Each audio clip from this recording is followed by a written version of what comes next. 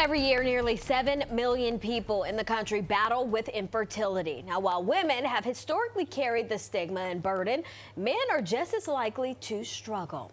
Thank you for staying with us. I'm Erin LeBeau. And I'm Candace Gibson. This is Infertility Awareness Week, by the way. And while often thought of as a women's issue, men actually carry an equal amount of the burden.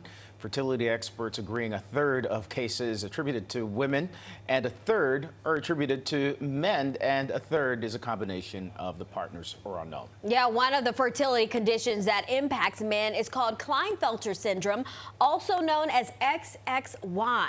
So joining us now to talk about it is male infertility advocate Gareth Landy. Thank you for joining us today.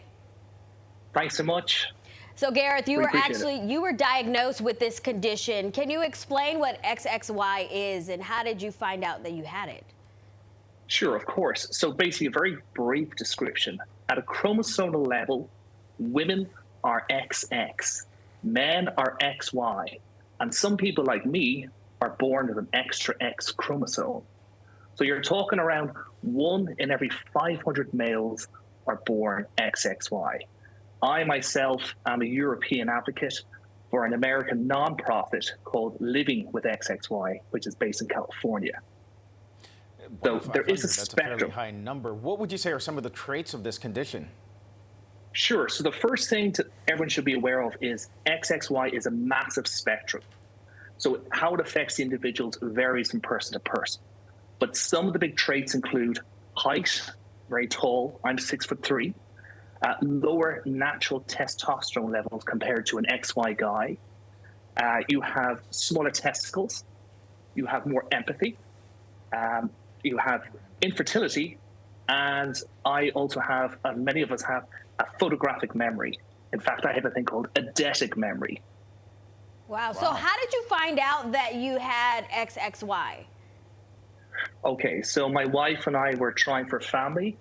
I went for 2 semen analysis, came back 0 sperm count. We then went to see a urologist. Now, to be honest, that urologist is now retired, which is a great thing, because I had no warning of what was about to happen. He looked me directly in the eyes and said, "Gareth, it doesn't work downstairs. You need to get over that and move on." Wow. Dreadful. Absolutely awful. I assume a lot of men hear that same thing from urologists all over the place. Was there any treatment or surgery that you were able to do? Sure. So we live in Ireland, and we flew to London, and he's still my urologist, a guy called Jonathan Ramsey. And I had 2 operations on my testicles, hoping to retrieve sperm. Like, there is a very well-known operation called the micro-teasy, but there is another operation guys should look into called an FNA, which is significantly less invasive than the micro-teasy, and it's much cheaper. And I had that, and then it was found I had the ability to produce the building blocks that build sperm. I then went on a crash course of hormone treatment. I took Clomid, that's a drug given to women for breast cancer, and then I had a micro-teasy. Ultimately, I didn't have sperm. So how did you come to the decision to use a donor sperm, a sperm donor, and what were the results? Sure. Okay, so I was already open to the idea because originally I'd been told by that awful urologist that I didn't have any in such a dreadful way. And then I was given, maybe I had the chance to produce sperm. But the consultant said ahead of time, in a very kind, caring way, you know, the Gareth, Anna, that's my wife, the chances of this working, they're pretty low. So we went to an event in Belfast in Northern Ireland, and I met a woman there. I'm pretty upset thinking about it now. She changed my life.